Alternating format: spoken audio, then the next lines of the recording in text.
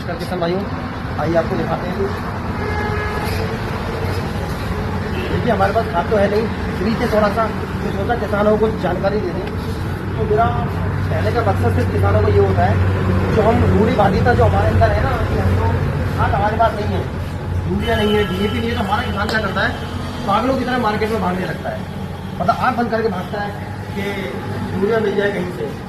Urea को इतना अमर मूल्य अमर रामबाण समझा हुआ है कि हम यूरिया डाल के हम लोग गेहूँ या फिर धान काट सकते हैं। तो मेरा मानना ये है कि अगर हमको फसल करनी है तो हमको यूरिया की जगह पे डीएपी की जगह पे उसका ऑप्शन ढूंढना पड़ेगा आने वाले समय में। और हम कैसे ढूंढ सकते हैं? सरकार ने कोशिश किया nano DAP nano urea market में उतार कर, मगर किसानों ने उसको एक्सेप्ट नहीं किया।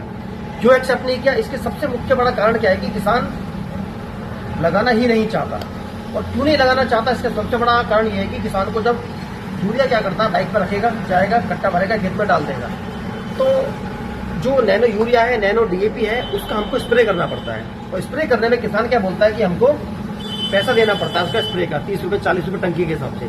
तो मेरा मानना है कि किसान को जब खेत में गिडार आती है, जब उसका किल्ला सूखने लगता है, या फिर और भी किसान स्प्रे करता है, 3-3 4-4 स्प्रे कर सकता है, मगर एक स्प्रे या 2 spray nano DAP nano urea की नहीं कर सकता है। तो नैनो डीएपी को लगाने के कई तरीके हैं, जैसे कि आप इसको बीज के ऊपर मिला के लगा सकते हो।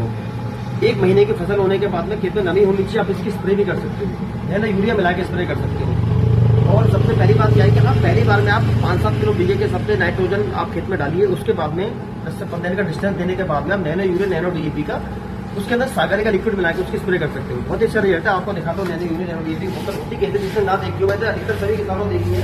देखो ये तो होती है नैनो डीएपी की बोतल, बहुत प्यारी बोतल है, बहुत ही सुंदर खूबसूरत बोतल है। तो नैनो डीएपी के साथ में हम नैनो यूरिया लगा सकते हैं और इसके साथ सागरी का मिला के लगा सकते हैं। यह हो गया हमारा स्प्रे का ऑप्शन।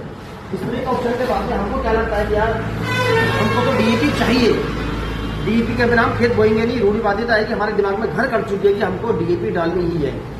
तो इसका आपको बहुत ही प्यारा ऑप्शन बताता हूँ दूसरा, कि बाजार में आपने सिंगल सुपर फॉस्फेट का नाम सुना होगा, जो बहुत ही आसानी से आपको बाजार में अधिकतर दुकानों में मिल जाएगी।